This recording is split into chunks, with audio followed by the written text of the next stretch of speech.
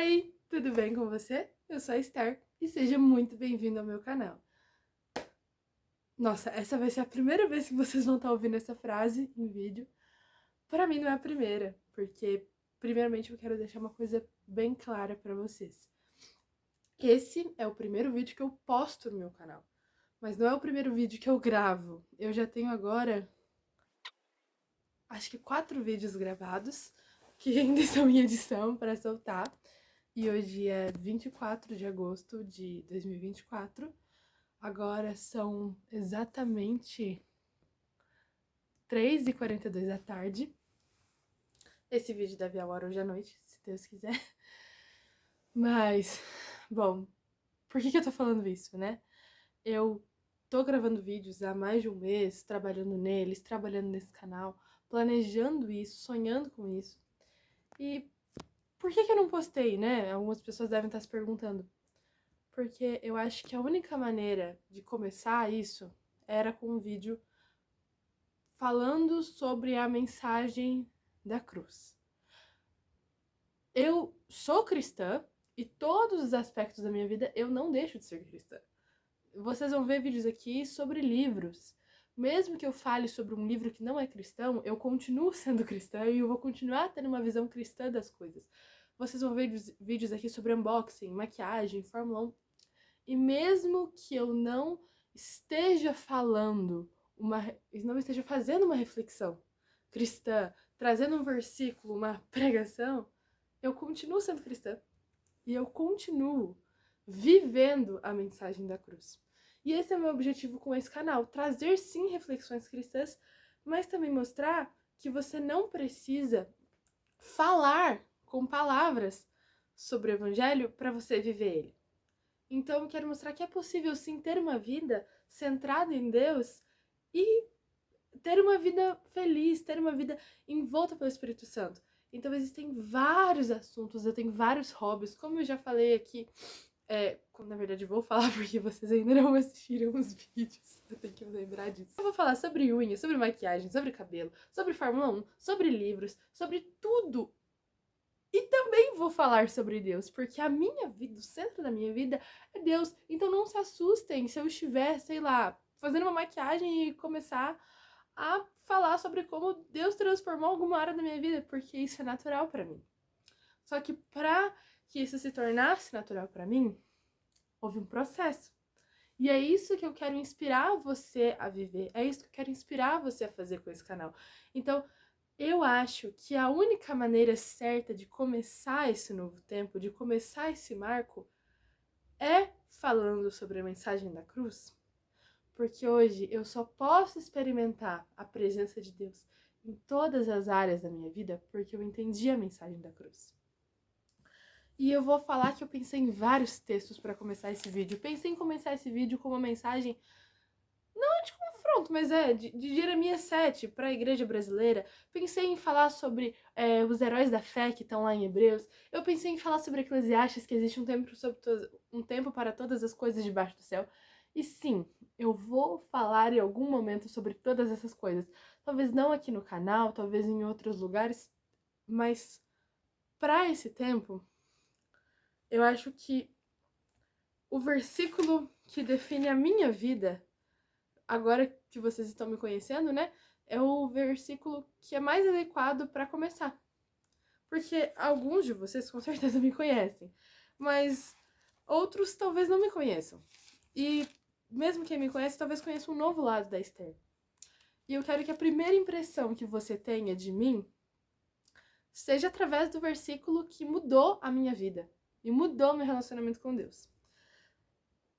Lá em Gálatas 2, vou ler o texto e depois eu explico, tá bom? Peraí, deixa eu pegar o óculos, porque meu óculos reflete na luz, daí eu tiro ele pra gravar, mas eu preciso dele pra ler.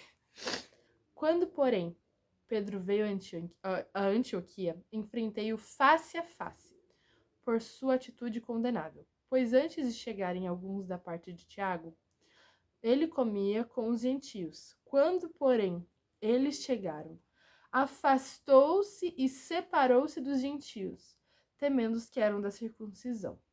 Os demais judeus também se uniram a ele nessa hipocrisia, de modo que até Barnabé se deixou levar. Quando vi que não estavam andando de acordo com a verdade do evangelho, declarei a Pedro diante de todos: você é judeu, mas vive como gentio e não como judeu. Portanto, como obrigar gentios a viverem como judeus? Nós, judeus de nascimento, e não gentios pecadores, sabemos que ninguém é justificado pela prática da lei, mas mediante a fé em Jesus Cristo. Assim, nós também cremos em Cristo Jesus para sermos justificados pela fé em Cristo, e não pela prática da lei, porque pela prática da lei ninguém será justificado. Então, assim, o contexto histórico dessa passagem bíblica é o seguinte. Lá em Atos, se você voltar, você vai ver que Pedro, ele teve uma experiência com Deus, onde Deus desceu ali um lençol com várias carnes, vários alimentos que eram considerados impuros pelos judeus. E Deus falou para ele comer aquilo. E ele não entendeu, mas qual foi a palavra que o Senhor colocou sobre ele? Não torne impuro aquilo que eu purifiquei. Ele estava falando de comida? Pode ser que naquele momento também, mas qual que era a mensagem principal? Era que se Jesus morreu para que todos os povos, para que toda criatura tivesse acesso ao evangelho, então ele está falando assim, antes eram só os judeus que poderiam ser salvos. Agora, os gentios, que é todo aquele que não é judeu, também pode ter acesso ao reino de Deus. E é isso que Deus estava dizendo a Pedro. Não são só os judeus. Então você não vai pregar que Jesus morreu e ressuscitou e que ele é o Messias somente para os judeus. Você também vai pregar para os gentios. E isso foi uma coisa que impactou Pedro. E logo depois apareceu um anjo para ele, dizendo que alguns homens iriam convidar ele para ir até uma casa, ele deveria ir. Aí ele vai até a casa de Cornélio, que se eu não me engano era um centurião. E aí tem toda essa história, né? Ele era gentio, não era judeu. Só que Pedro começou a agir de maneira diferente, tratar os gentios de maneira diferente, quando haviam judeus perto. E Paulo repreende ele por isso. E aí ele fala sobre a lei, porque ele agia dessa maneira diferente, e quando os judeus chegavam, ele queria impor aos gentios a prática da lei, porque a lei de Moisés, para os judeus, era o que salvava, só que a lei é perfeita. E nós não somos perfeitos. Então, a lei, ela diz o quê? Que se você cumprir tudo, quase tudo, mas se você não cumprir uma coisa, você vai ser condenado. Mas por que Jesus veio? Porque nós não somos capazes de cumprir a lei, humanamente capazes. Mas Jesus, ele vem para falar, para nos resgatar, para nos salvar com o sangue dele, porque nós fomos salvos por graça, que não é merecido. Então, o que Jesus fala que a gente não merece. E aí ele fala isso, que nós não fomos salvos pela prática da lei, mas pela fé em Cristo, porque nós não somos capazes de cumprir a lei. E aí ele continua no versículo 17. Se, porém, procurando ser justificados em Cristo, descobrimos que nós mesmos somos pecadores, será que Cristo então é ministro do pecado? De modo algum. Se reconstruo o que destruí, provo que sou transgressor, pois por meio da lei eu morri para a lei a fim de viver para Deus.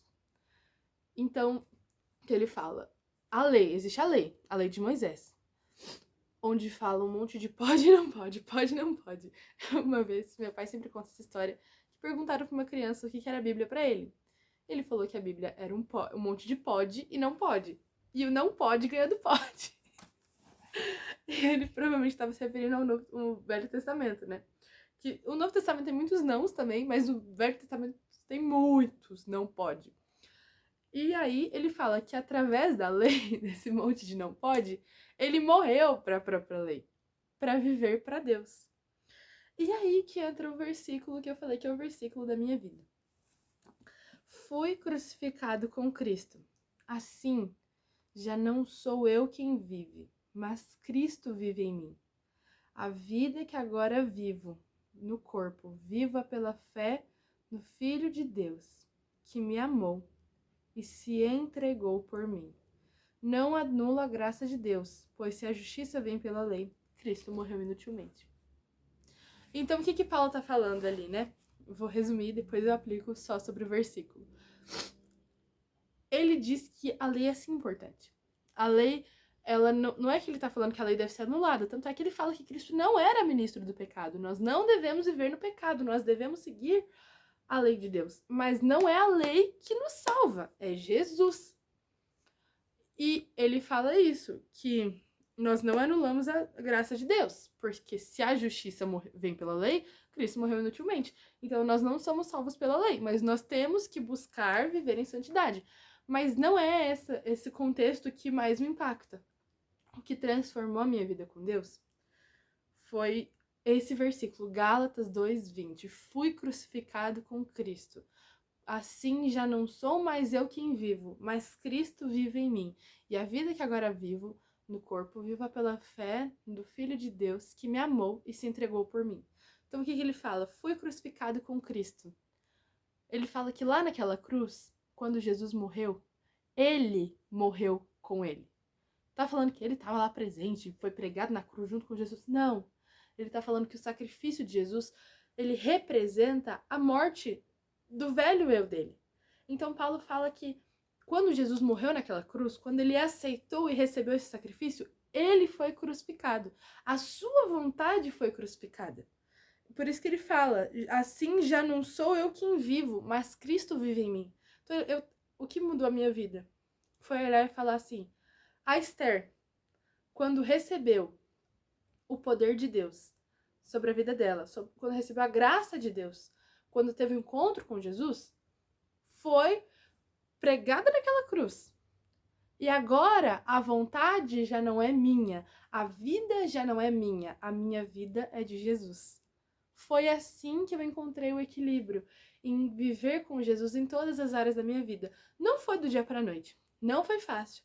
E eu tenho lutas e até hoje eu preciso fazer renúncias e às vezes a minha carne grita e quer que eu viva de uma maneira que ela quer. Mas todas as vezes que isso acontece, eu tenho que fechar o olho, voltar até outubro de 2022, que foi quando eu tive um encontro muito profundo com Jesus, e a minha vida foi muito transformada, a minha mentalidade foi transformada, as minhas convicções mudaram. Eu descobri que eu não sabia de nada e que eu precisava aprender tudo.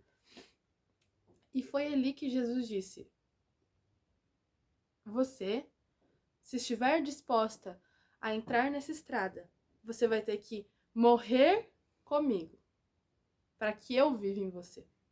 Então a minha vontade já não é minha. Os meus sonhos já não são meus. A minha vida não é minha. O meu corpo já não é meu. Eu não faço aquilo que eu bem entendo. Eu não vivo da maneira que eu bem entendo. Eu não consumo, eu não escuto, eu não assisto aquilo que eu quero. Porque eu escolhi viver para Deus e deixar que Cristo vivesse em mim. E aí a gente entra na última parte do versículo. A vida que agora vivo no corpo, viva pela fé no Filho de Deus, que me amou e se entregou por mim. Então Jesus vive em mim. E a vida que eu vivo pela fé. Porque eu sei que Jesus me amou e se entregou por mim. Então eu sei que Ele, vivendo em mim, Ele vai saber o melhor a se fazer em cada situação. Ele vivendo em mim, Ele vai me guiar. Ele vivendo em mim, Ele vai fazer com que eu viva o melhor dele para mim. Porque Romanos 12:2 diz que a vontade de Deus é boa, perfeita e agradável. Mas o que fala logo antes disso? Transformai-vos pela renovação da vossa mente. Então, deixa eu tentar lembrar o versículo completo.